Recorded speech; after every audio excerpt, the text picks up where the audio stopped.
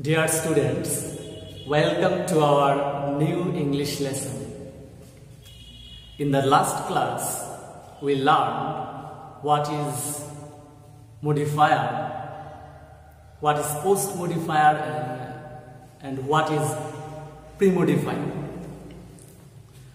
We also discussed which items can be used as pre-modifier.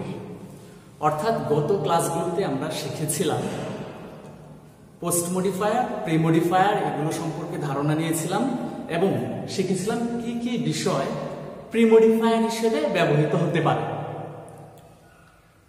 আজকে আমরা শিখব কি কি বিষয় বা কোন কোন টপিকগুলো পোস্ট মডিফায়ার হিসেবে ব্যবহৃত হয়। পোস্ট মডিফায়ার হিসেবে প্রথমে আমরা যে টপিকটি পাবো সেটি হচ্ছে ইনফিনিটিভ ফ্রেজ। তো এই জন্য আমাকে আগে জানতে হবে ইনফিনিটিভ ফ্রেজ কি। ইনফিনিটিভ হচ্ছে টু প্লাস ভার্বে প্রেজেন্ট ফর্ম, সেটা হচ্ছে ইনফিনিটিভ। আর এটা ফ্রেজ গঠিত হবে যখন টু প্লাস ভার্বের সাথে আরো অন্যান্য শব্দ বা শব্দ সমষ্টি যুক্ত হবে, তখনই আমরা একটা ইনফিনিটিভ ফ্রেজ পাব। Let's look at an example. আমরা দেখি কিভাবে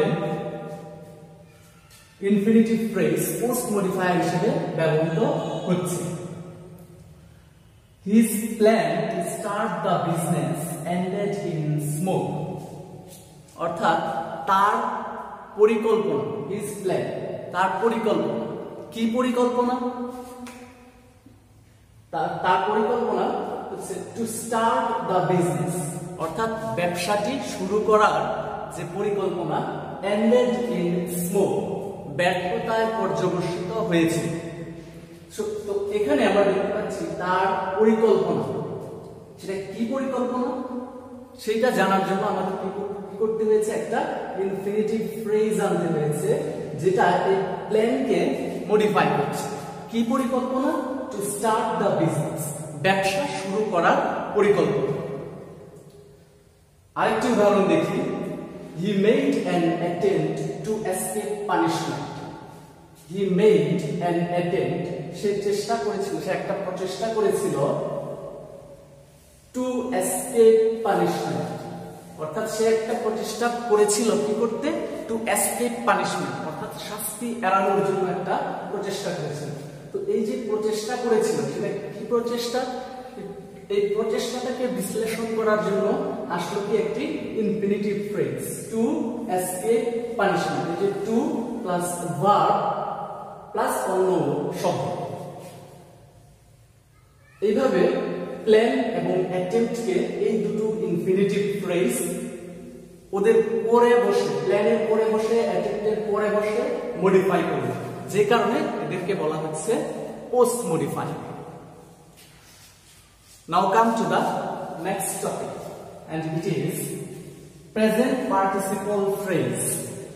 তো প্রেজেন্ট পার্টিসিপল কি সেটা আমরা গত ক্লাসগুলোতে জেনেছি যে ভার্বের সাথে আইএনজি যুক্ত হয়ে এবং সেটা যখন কোনো একটা অ্যাডজেক্টিভের মতো কাজ করে তখন তাকে আমরা প্রেজেন্ট পার্টিসিপল বলি। আর সেই ভার্ব প্লাস আইএনজি এর সাথে যখন অন্য কোনো শব্দ বা শব্দ সমষ্টি যুক্ত হয় তখন সেটা হয়ে যায় প্রেজেন্ট পার্টিসিপল ফ্রেজ। তো চলো আমরা উদাহরণের মাধ্যমে দেখি যে কিভাবে present participle phrase post modifier হিসেবে ব্যবহৃত হচ্ছে। The boy standing at the door is my brother. বালকটি, কোন বালকটি? যে স্ট্যান্ডিং এট দ্য ডোর, যে দরজায় দাঁড়িয়ে আছে, সেই বালকটি ইজ মাই ব্রাদার, আমার ভাই। এখানে বয় নামটিকে standing at the door verb plus ING plus other words দিলে এই যে প্রেজেন্ট পার্টিসিপল ফ্রেজটি বয় নামটিকে মডিফাই করে। পরবর্তী উদাহরণে আমরা দেখব he saw the girl reading a book, সে বালিকাটিকে দেখেছিল একটি বই পড়তে। তাহলে এই যে গার্ল নামটিকে সে বালিকাটিকে দেখেছিল। এখন এই বালিকাটি সম্পর্কে একটা এক্সট্রা তথ্য দিচ্ছে এই প্রেজেন্ট পার্টিসিপল ফ্রেজ। তথ্যটা কি? যে বালিকাটি বই পড়ারত অবস্থায় ছিল। এইভাবে present participle phrase post modifier হিসেবে ব্যবহৃত হয়।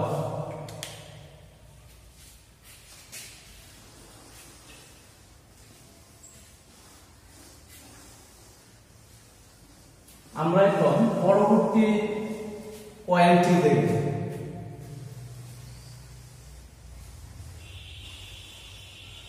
পরবর্তীতে যে টপিকটি পোস্ট মডিফায়ার হিসেবে ব্যবহৃত হয় তা হচ্ছে পাস্ট পার্টিসিপল ফ্রেজ।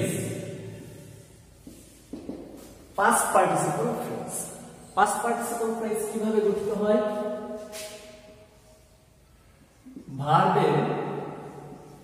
ভার্বের পাস্ট পার্টিসিপল ফর্ম এর সাথে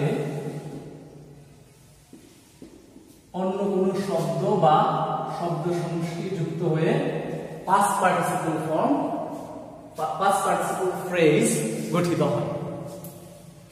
আমরা উদাহরণের মাধ্যমে জানার চেষ্টা করি। The letter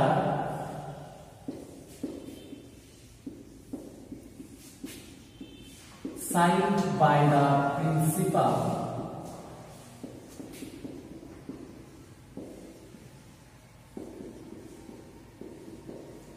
was posted। অর্থাৎ অধ্যক্ষের স্বাক্ষরিত চিঠিটি পোস্ট করা হয়েছিল বা ডাকে পাঠানো হয়েছিল।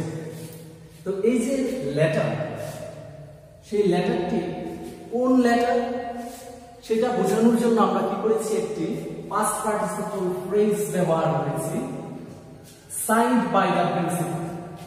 অর্থাৎ এই লেটার সম্পর্কে নতুন একটা তথ্য বা এই লেটারটিকে বিশ্লেষণ করছে কি, যে লেটারটি অধ্যক্ষ কর্তৃক স্বাক্ষরিত। এখানে কিভাবে তৈরি হলো ফ্রেজটি?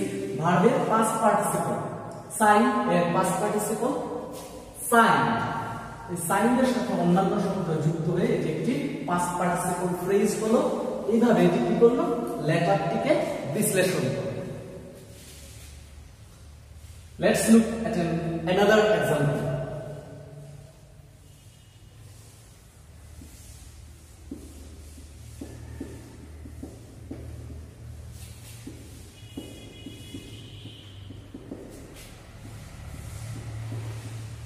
The machines made in a local factory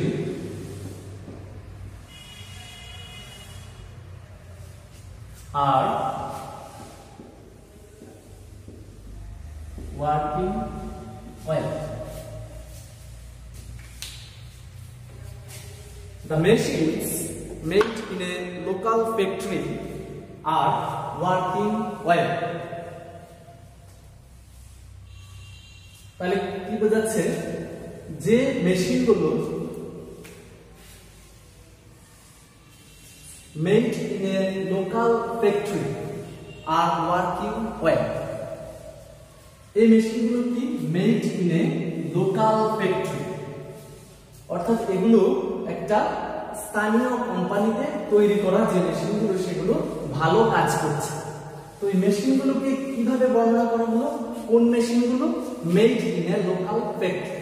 তো এখানে মেড হচ্ছে মেড এর পাস্ট পার্টিসিপল, এর সাথে অন্যান্য শব্দ যুক্ত হয়ে তৈরি হলো পাস্ট পার্টিসিপল ফ্রেজ। আর সেটা মেশিনস এর পরে বসে মেশিনগুলোকে মডিফাই করছে। এই হচ্ছে আমাদের পাস্ট পার্টিসিপল ফ্রেজের পোস্ট মডিফায়ার হিসেবে ব্যবহার। Let's come to the next point, and that is adjective.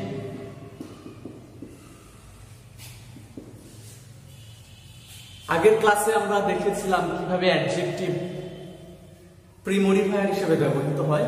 এখন দেখব কিভাবে অ্যাডজেক্টিভ পোস্ট মডিফায়ার হিসেবে ব্যবহৃত হয়। অ্যাডজেক্টিভ আমরা জানি কোনো নাউনের পূর্বে বসে তাকে মডিফাই করে, কিন্তু অ্যাডজেক্টিভ আবার কিছু নাউন বা প্রোনাউনের পরে বসেও তাদেরকে মডিফাই করতে পারে। আর অ্যাডজেক্টিভ মানে কি সেটা তো আমরা জানি, যেটা কোনো নাউনের বা প্রোনাউনের দোষ, গুণ বা অবস্থা প্রকাশ করে। Let's look at an example.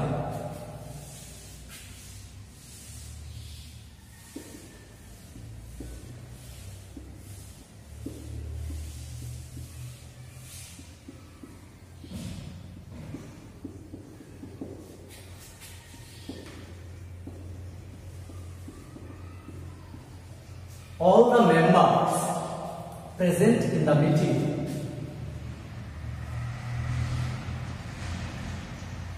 were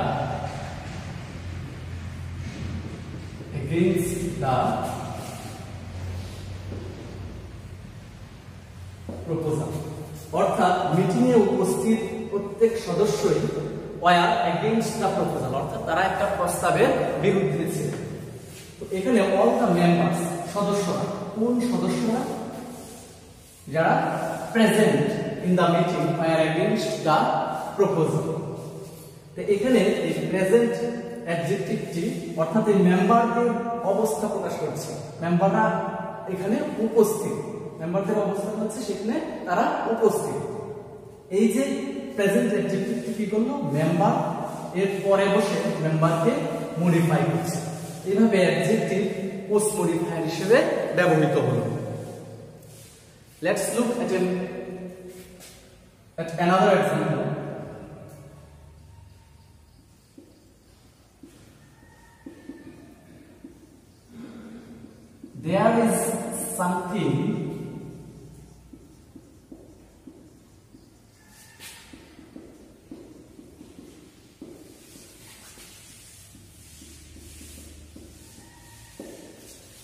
There is something abnormal in his behavior. অর্থাৎ তার আচরণে কিছু অস্বাভাবিকতা আছে। এই যে সামথিং, এটা একটি প্রোনাউন। এই প্রোনাউনটি কিছু, কিছুকে বর্ণনা করছে কি? অ্যাবনর্মাল। তার মানে তার আচরণে কিছু কি আছে? অস্বাভাবিকতা আছে। এইভাবে এই অ্যাবনর্মাল অ্যাডজেক্টিভটি সামথিং প্রোনাউনের উপরে বসে এটাকে মডিফাই করছে বা বিশ্লেষণ করছে। সেই সামথিংটা কি বা কেমন সেটা বোঝাচ্ছে এই অ্যাবনর্মাল অ্যাডজেক্টিভ। এইভাবে অ্যাডজেক্টিভ পোস্ট মডিফায়ার হিসেবে ব্যবহৃত হয়। That's all for today's class. In the next class, we will learn some other topics that can be used as post modifier.